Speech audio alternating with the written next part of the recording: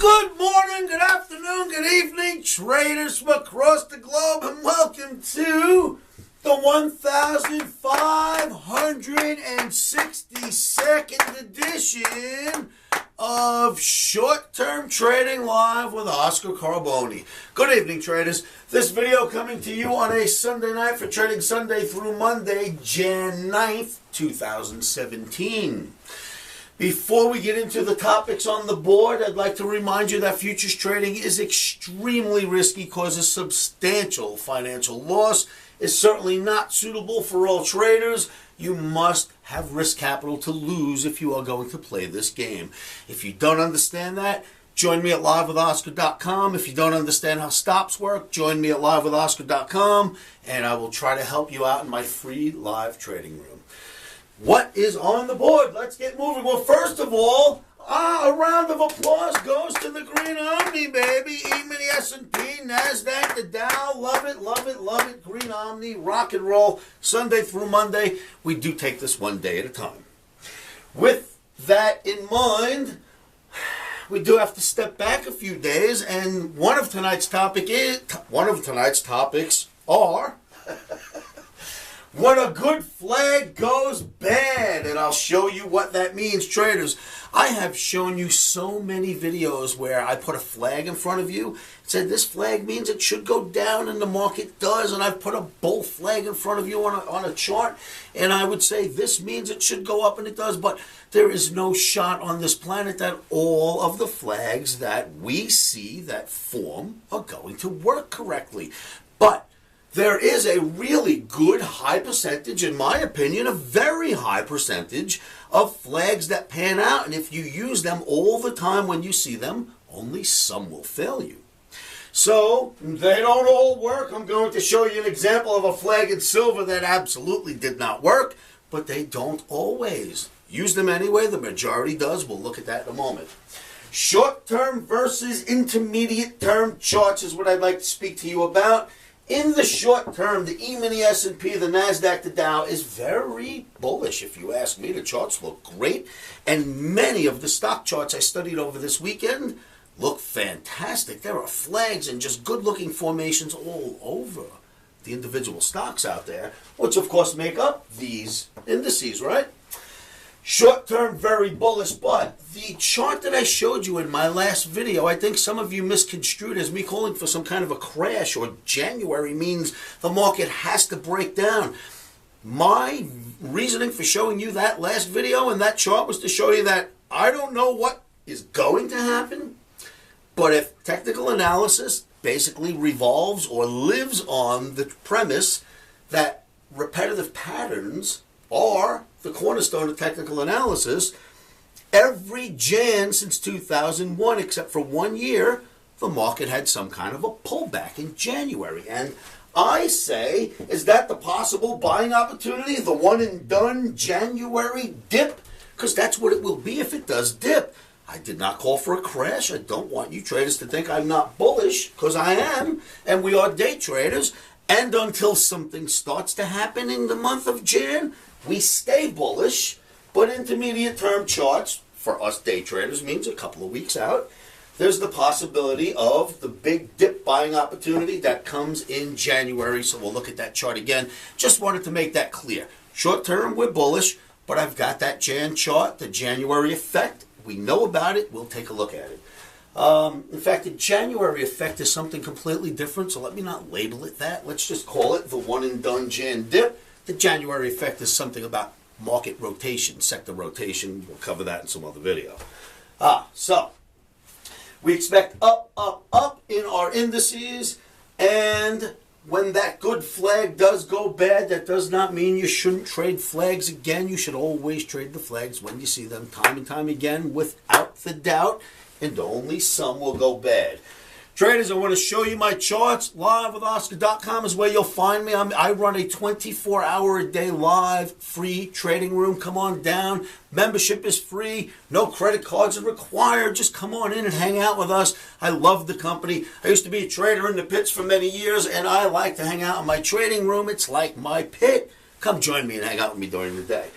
There is one open seat at OmniCamp. I've got an OmniCamp member that's got a circumstance that makes him not be able to come out and join us.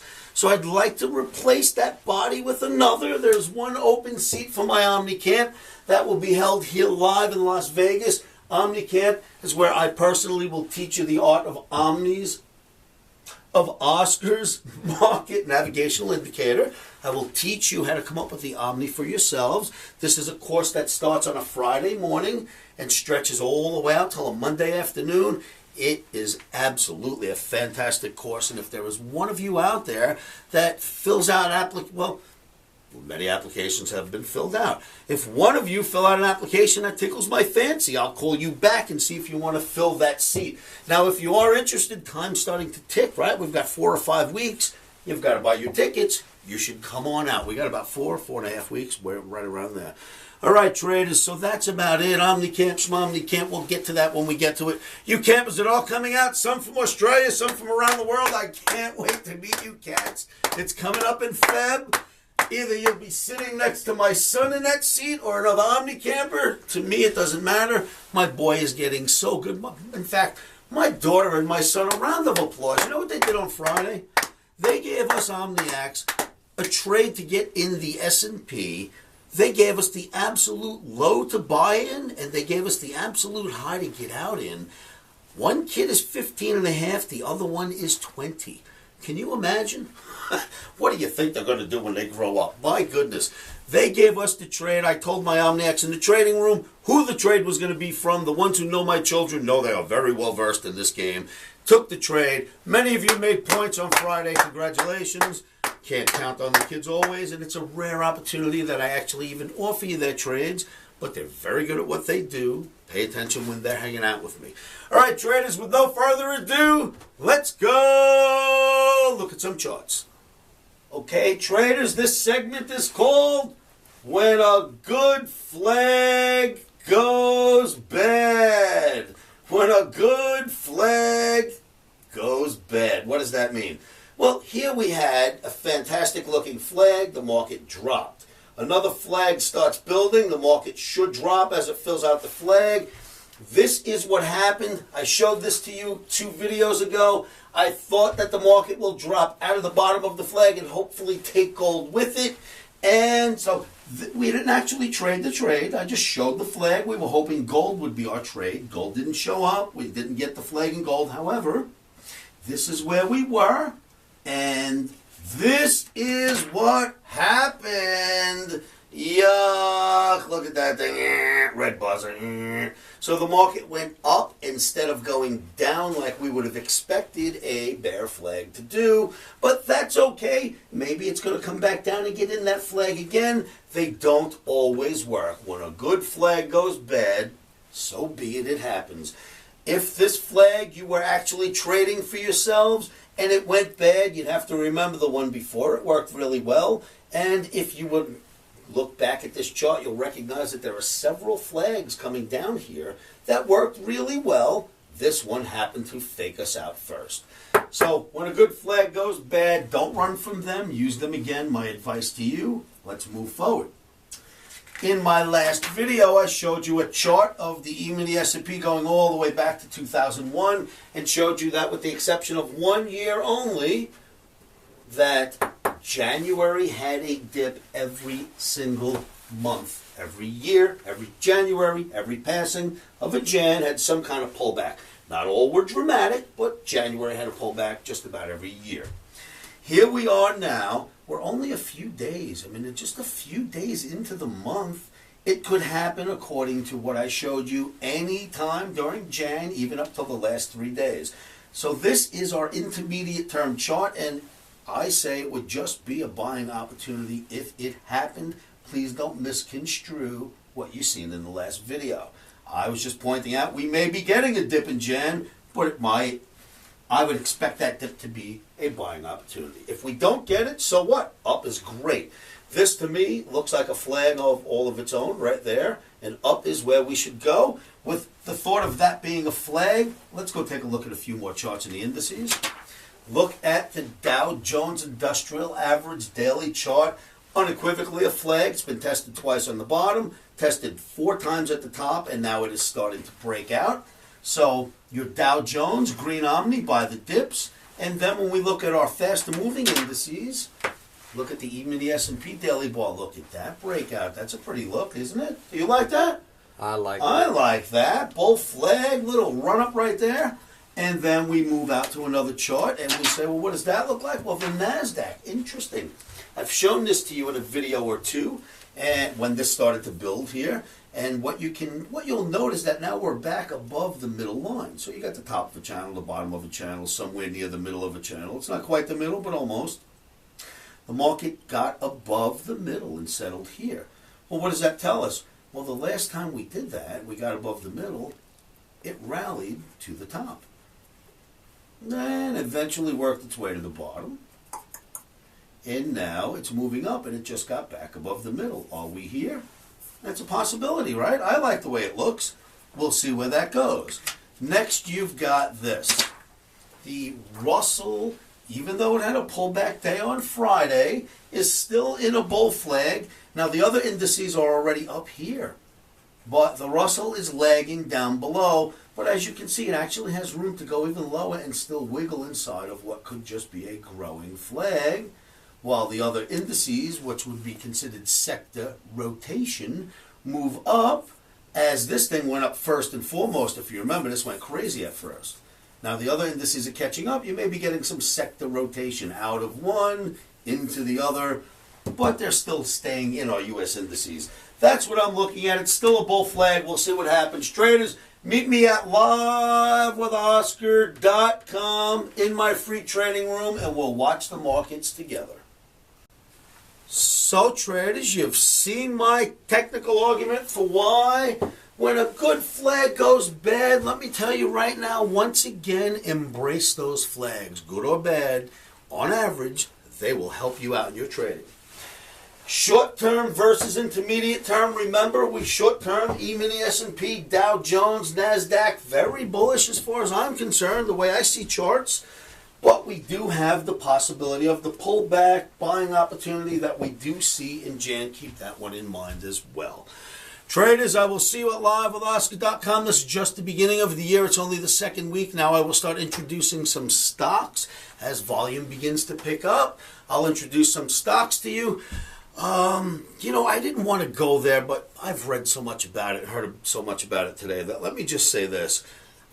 Political, not political, hacking. Did they hack? Did they not hack? All right, so they hacked the DNC, the Russians, right? We're hearing all about this. But they didn't hack the RNC. So they took the Russians took the DNC, especially the bad stuff, gave it over to WikiLeaks. WikiLeaks let it go, and we decided what we wanted to believe in it, what we didn't as voters. And they didn't do that on the Republican side. So is that cheating? Well, yes, but there's a bigger thing going on here. I'm listening to them on TV all day long saying he better do sanctions as soon as Trump gets in. Sanctions against Russia, maybe even military. They're all going crazy. What Trump should do. Right off the bat, they want to get him and disengage him from what he wants to do and put him in some hot water. And here's what I think should happen. We've got a much bigger problem than whether or not Russia is spying on us. We spy on us. We spy on them. They spy on us. We spy on Germany. Germany spies on Israel. Israel spies back. This is what we do, right? Now it's out in the public eye and people are talking about it. Here's what I think we need to do. We need a president that says, listen, while the press wants to argue about whether or not we were hacked and what I should do about that, you guys go argue about that. I'm going into the White House. I'm going to make a few phone calls. I am calling the leaders of all the major countries. I'm going to stick an olive branch out to the Russians, to the Chinese, to the Israelis, to the Iranians, to the Africans, to anybody who wants to band together with us and fight ISIS as a whole on the planet. Because you know why? When two brothers are fighting and someone else comes into the neighborhood and starts with one of those brothers, they band together to beat their common enemy, and then they can go back to beating each other up if they want. That's okay. But what you're supposed to do as two enemies is when you have a common enemy, you get together against that common enemy, you get rid of it, and then you can go back to beating each other up and having cold wars. We need a president that says, if the press and everyone else wants to argue over stuff that doesn't matter, I need to figure out how to stop these people from destroying our countries. And I'll tell you right now, it wouldn't take much. You know what? I'm not going to make any suggestions on what can be done to scare Americans, but it wouldn't take all that much. We don't need this. We need somebody to band this world together. Can it happen? Pipe dream maybe. But I say before we start worrying about smaller matters, there's a bigger matter at hand. We need a president that wants to tackle that first. We'll see where it goes. Back to trading, because all I really care about is whether or not this crap makes the markets go like this. And if it does, my charts help you guys make points and money, hopefully. And that's all this game is about. Kill each other out there. I don't care. Just thought I'd share an opinion about how we could possibly help one another before we start worrying about nitpicking on smaller issues. Traders live with Oscar.com. I will see you there. Remember, keep your emotions out of trading. One of the best things you can do, in my opinion, to keep those emotions at bay is say this to yourselves every morning, every afternoon, every evening, and you know what that is.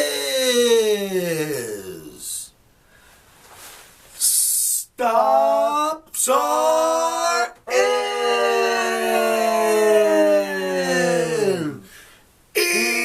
Emotions are out. Rock and roll. I will see you at my live trading room. Futures trading is risky and can cause substantial financial loss. We do not claim or guarantee that you will profit from the information provided.